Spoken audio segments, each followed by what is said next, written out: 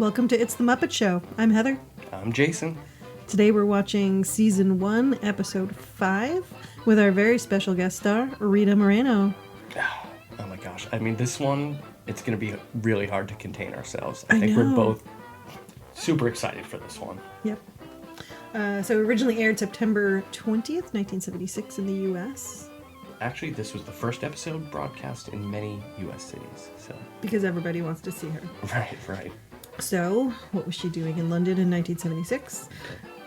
There was a British-American comedy called The Ritz that she was in. It's a movie, and she had originally played Googie Gomez. Gonna go with that as the pronunciation. Tony Award-winning stage performance. So this is the era where they would take a lot of those stage performers and put them in a movie, like West Side Story, all these things, and it was really successful. Yeah, Rita Moreno is an EGOT, actually. We The mentioned third that. ever. Right. So she has a huge performing background. She had small parts in Singing in the Rain, King and I. She got her Oscar in the film version of West Side Story, where she played Anita. Mm-hmm. As you mentioned, she received her Tony for The Ritz on Broadway.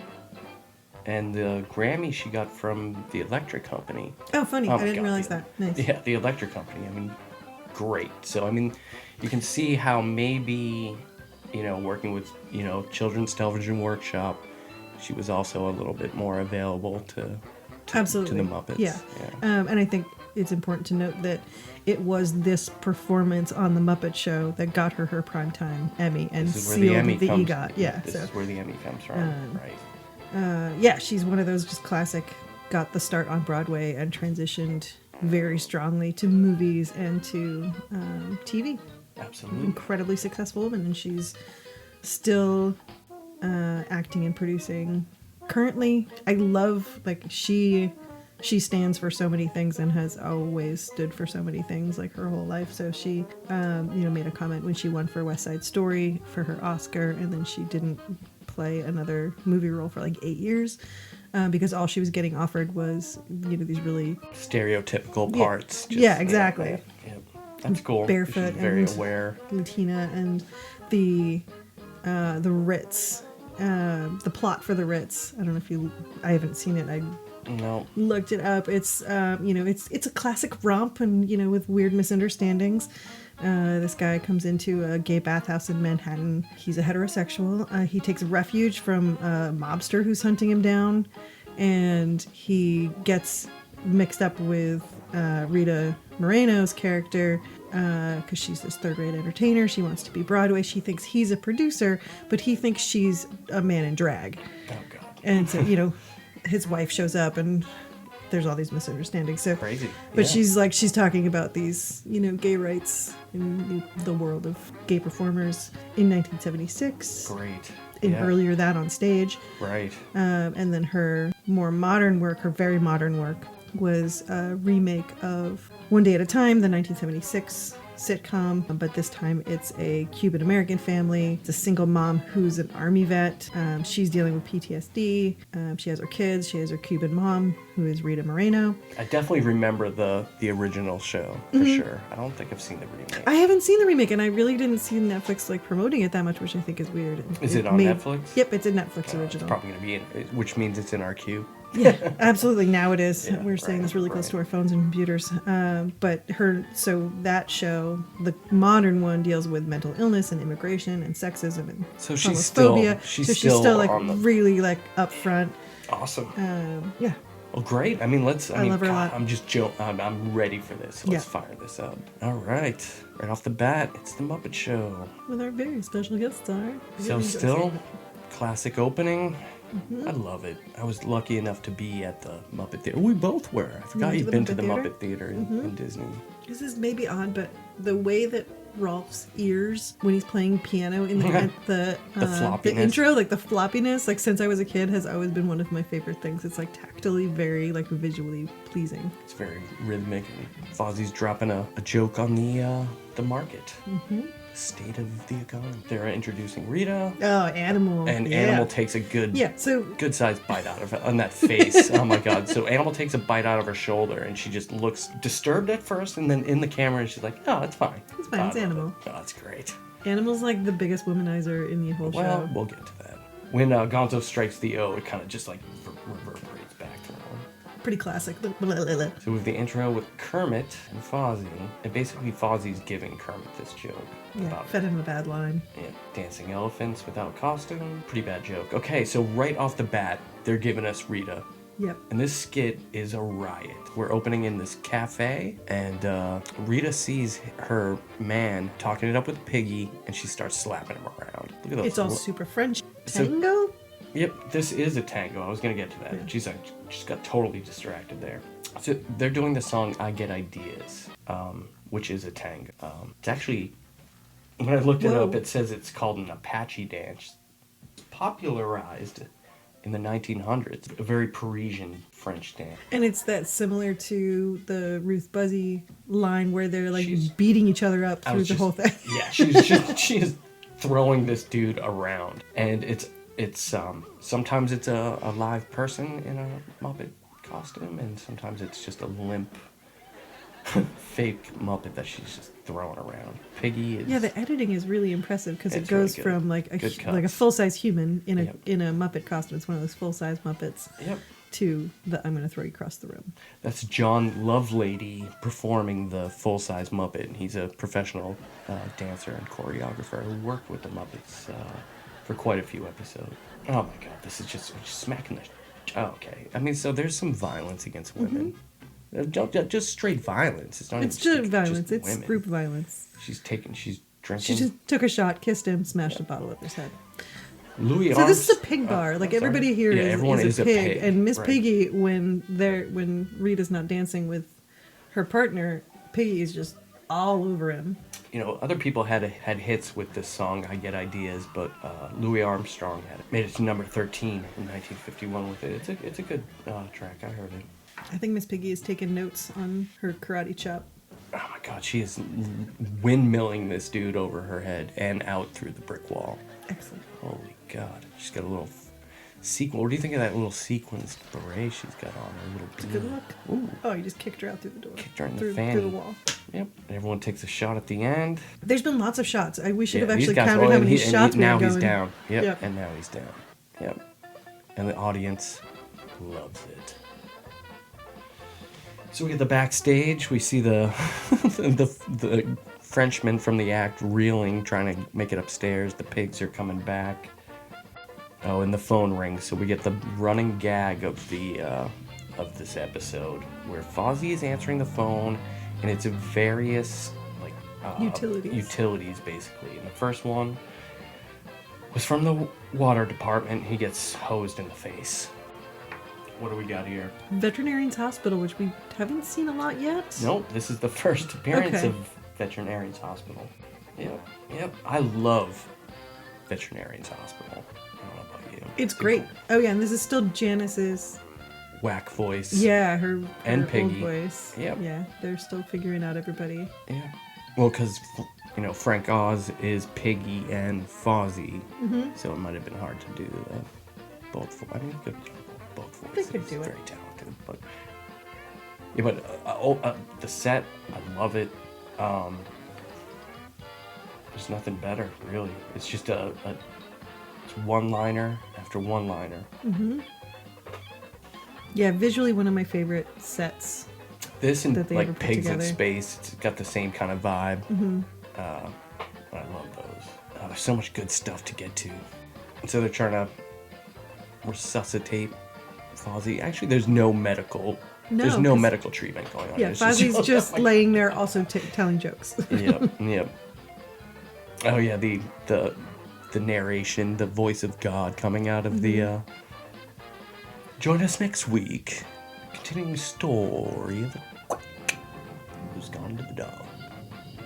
Isn't that it? Yeah, it is. Yeah. We just had like rolling thunder as you were saying that. Oh, I don't know if you can hear that in the background. It's a stormy night here. It is. So this time Fozzie gets a call, and this time it's from the fire department. And he gets plumed in the face with smoke. It's crazy. Oh, and the Muppet newscaster just walked by. Oh, Kermit just calls out. It's a running gag. So we have a Muppet news flash here. Okay, this time the newsman reports on a man who was taught his chicken to dance classical ballet and a man's wife who fricasseed the ballerina for lunch. Pretty grim. This is another episode where there was 2 Muppet news flashes per episode. That's weird. Statler and Waldorf were basically just like called out the Swedish chef by name. Well, because they were talking about the wife didn't want to move to Norway or Denmark. Right. What's this? All right, so this is the Swedish chef. We're still in his old kitchen here with that brickwork and copper. It's beautiful. Mm-hmm. Yeah. What's he cooking this time? Flapjacks. Oh, okay. Well, it's this is one way. No, he flips him and they get stuck to the ceiling. What does he do? He's gonna shoot these bad boys down. Really? Classic Muppet. Their solution 9 times out of 10 is a gun or an explosion or physical altercations. Because it's funny. I mean, that's Absolutely. like really, that's the most classic puppeteering, the Punch and Judy. Oh, right, yeah. It's a musket. It's a full straight musket he's got. Or a blunderbuss. Mm-hmm. Okay, so Fozzie gets a phone call, and this time it's from Las Vegas, which is not a... It's not a utility, but also neither is the utility. fire department. Oh, right. Just And so coins things... just pour out of this classic telephone. Brilliant. So we're at the dance. So we got Zoots. I see Ralph. Animal is doing his dance. So, Janice has like a weird Victorian wig on. Animal is... Oh, God. It's not far off from how you dance. Okay, well, it's rhythmic. I can't help it. I'm a drummer, too. So, It's true. 1, 2, 3, dip. 1, dip. 2, 3, dip. 1, 2, 3, dip. He's right. Which I think was how my sister and I also danced at Yeah, every family event. Right. We got Piggy and not Kermit. Okay, we got they a really shark like attack. those, So when did burgundy Jaws tuxedos. came out in 75? So people are still thinking about sharks. Yeah, people have always thought about sharks since I know, Jaws but- came out in 1975. Right. Oh, Jesus. Whoa. What happened to George? Did you have too much coffee? Yeah, free coffee in the break room. And a shark. He's dancing just like a jackhammer. Really, jeez. All right. I think the shark took a bite out of him. I have a gnawing feeling you're right. Oh my God, that punchline. Oh, here we go. Oh, Jim. We got another musical number here. This is the UK spot, so you missed this spot if you were in America. And it's the Country Trio, which is basically the Jerry Nelson, Jim Henson, and Frank Oz Muppets. And they're singing Tomorrow, which is a pun-filled song. It's a lot of fun. They're basically talking about tomorrow like it's a physical place and all the puns related to that. It's really cute. But it was actually a song, like an actual real song. They didn't make it up. It was written by Lou Sully, performed by Dan W. Quinn, but most notably the Kingston Trio performed it in 1963. Excellent. That's why Which is why every hippie knows that song. And again, we've seen the Jim Muppet before, but every time you see it, it's a treat. He's got a banjo, very Kermit-esque with the banjo. His like flowy feather hair is great. Yeah. Is that Jerry Nelson on the bass, stand-up bass? Or is that, no, that's supposed to be Frank on the bass, I think. Mm-hmm. That's great. All the little puns in that. I might put a little of this in. It's a good track.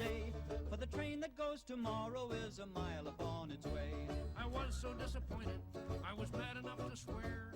The train had gone tomorrow and it left me standing there. The man was right in telling me, You are a howling jay, you cannot go tomorrow. well, I guess in town I'll stay. So this next act, Kermit actually discovered while he says, waiting at a bus station in Toledo. And this act is Marvin Suggs and his Muppaphone.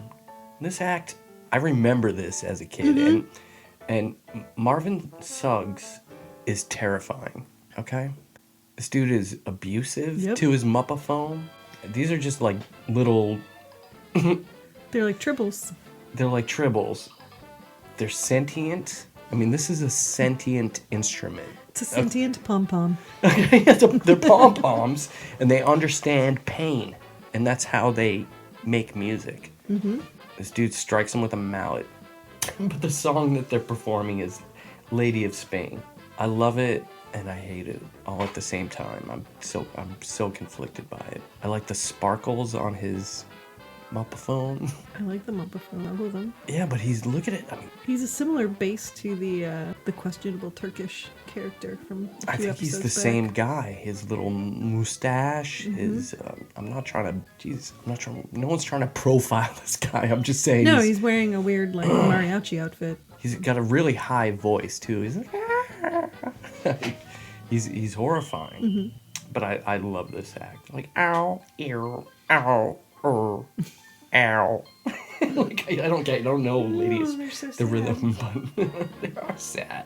I remember seeing the behind the scenes of this. Right. Because there's so many puppeteers like jammed behind that Yep. desk. That's a great documentary. All right. Okay, we got a The panel round table? discussion here. And we did this, I think, the first 1 or 2 seasons. I love that background to the panel discussion. Who's on the panel? Piggy. I think she's almost always there.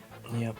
Miss Tiffany Gonzalez So in some shiny things. absolutely. So the topic of this panel discussion is conversation at a dying art. And she's just laying into her accent. Yeah, she basically just goes back and forth with Piggy here, and it's crazy. And in this episode, it's Richard Hunt and Frank Oz both doing the voices for Piggy, and it throws me off a little bit. That's all right. Wow, she's just tearing in. She makes a Desi Arnaz crack about, I speak English as good as the next guy. She's really laying into the accent kind of thing. Yeah. How would you like a high heel in your ham hock? What kind of crack is that? Hey, we haven't let the guru talk at all. Let's go to the guru. Oh, here we go. When the swine lubricates the automobile, you end up with a greased pig. Don't know what that means. Bad pig jokes. This is probably gonna set Piggy off. Yeah, I like how there's a lot of her speaking Spanish in this. And back when it premiered or was airing, they weren't subtitling it either. No. So it was just like she was just really acting with her eyes and her emotion for you to kind of get this. Once a lot of context clues. And it basically ends in chaos as you expect. I think most of the panel discussions did. Yeah. Statler and Waldorf mentioned how Rita's easy on the eyes but tough on the ears. Not cool, dudes. Okay, so Fozzie gets we're backstage again, and Fozzie gets a call. It's time from the Atomic Energy Commission. It basically blasts in his face. Okay, so, and very quickly, into the second Muppet News flash where he reports that there is no news. Okay, so this is the talk spot. This is the kind of the one on, not the panel discussion, but the talk spot. This is the close in, one-on-one FaceTime with Kermit. Oh, you wanted to say something about the dress? Her dress is amazing. It's like made of metal. The sleeve metal, looks like has this metallic quality. It doesn't look like it's being held on by too much, honestly. It's not. It's gorgeous, though. She's gorgeous. Yeah. So, again, in this talk spot here, Rita kind of goes off again with the accent a little bit. I think that is just her accent. She's not leaning on it like she did in the previous one, but right, she's just chatting. Yeah. But she's talking about how she really wants to talk and not have it be like this canned conversation like a lot of these interviews. And she wants it to be real talk with Kermit, which I like. And the only person who has a problem with that is the guy that's holding the cue cards. Sweetums. If you were watching in real time, this would be the first time people would have seen it. Yes. Not our first time. We got Sam the Eagle, which only means one thing at this point. Wayne and Wanda. This time they're gonna sing Goody Goody. He always has so much pride. Mm-hmm. He's an eagle. He's majestic. Mm-hmm. I don't know too much about Goody Goody, other than this is immersively quick. We're back to the fast Wayne and Wanda. And over to Fozzie Bear. I like it when it's fast Wayne and Wanda, for sure. Me too. Pretty straightforward Fozzie act here. Classic Statler and Waldorf heckle. Yep. Oh, and the ears. He's got his little wiggle ears now, and they're great. Do you like that? Do you like the ears or the mouth I on like Fozzie? I like the ears more than the animated like corners of the mouth. I just really like the lines of Fozzie's like puppet. Right. So it's I guess it's only the first season where we get the ears? Good question. I think it's, yeah. It was still one of the tweaks they were making with Fozzie. So they're backstage again here. Kermit's pretty much fed up with the running gag at this point. Fozzie's trying to answer the phone again. All these terrific funny things happen when I answer it. He loves it. I mean, Fozzie loves it. Fozzie loves a good joke, and Kermit is just... Animal just comes in and rips the phone right off the wall. It scares everybody. That's some terror. Yeah, Kermit's doing that curled up face there. Oh. Nice. Okay, Back so to this is Electric it. Mayhem with Rita Moreno. And we got Floyd. We got Floyd, Pepper, and Animal here. And this is probably one of the, more well-known scenes or skits from the Muppets. This is Rita Moreno doing Fever, and it is awesome. I mean, the bit here is, she's just trying to do it her nice, vampy way. perfect, vampy version of Fever. And Animal can't help but throwing in some nasty fills. Mm-hmm. I mean, he drops those fills in.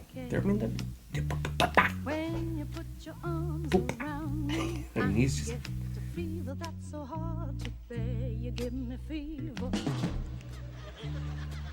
When you kiss me, fever when you hold me tight. Fever. And then Rita is just... She feels like it's messing with the act, which it is a little bit. I mean, he's trying to shine. As a drummer, you have to know, you're there to help the artist. And she tunes up on him in Spanish. Nada más quiero decirte que no se debe hacer eso. It's not nice. ¿Entiendes? Mírame a mí cuando te hable. Este es mi número. Y si tú me fastidias más, te voy a dar una garnata que te va a dejar bobo. Cool it. Listen, buddy, I want to tell you is that you shouldn't do that. It's not nice. You understand? Look at me when I'm talking to you. This is my number, and if you bother me anymore, I'm gonna hit you so hard, I'm gonna leave you stupid. Cool it.